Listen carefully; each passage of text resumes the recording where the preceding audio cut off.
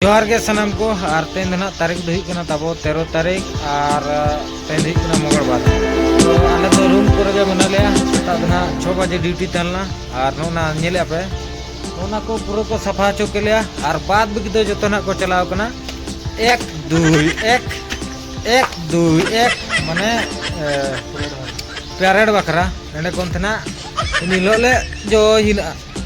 none कला मेना 15 तारीख माने जो हिन इनका इन मेन हुआ और आले दो नोना दायित्व को मुखले ना ठीक गया उपाय मेन के का हांडे मुठा एक दुई होचो में को सीरियल होचो में को आज के ना ठीक गया सफा बड़ा ना कथा सफा सुथर तहन दरकार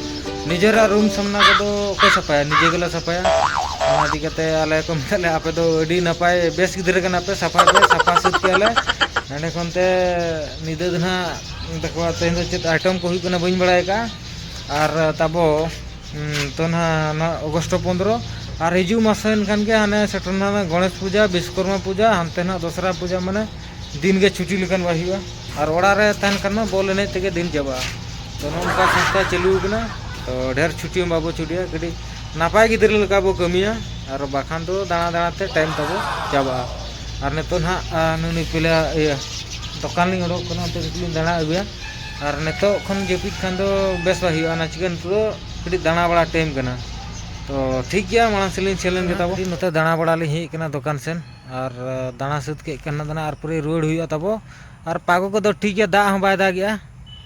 और अड़ी चेदी मेना चेहरा धारा तो पागा का किंतु दा दरकार ओड़ा से हुड़ू को रोय बाय हुई कन गया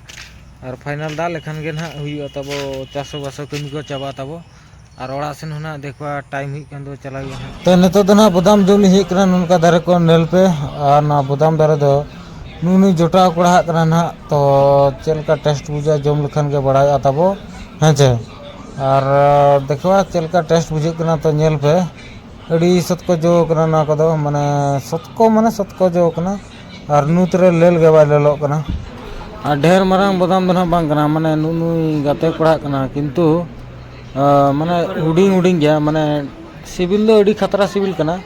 और कोई मनकल का जाडा लका नेलो कना ना दो तबो किंतु मस्त बुझो कना तो तेहना आइटम दो आलू चना दाल और दाका ना जम कते गे जपिद हुआ तेन दो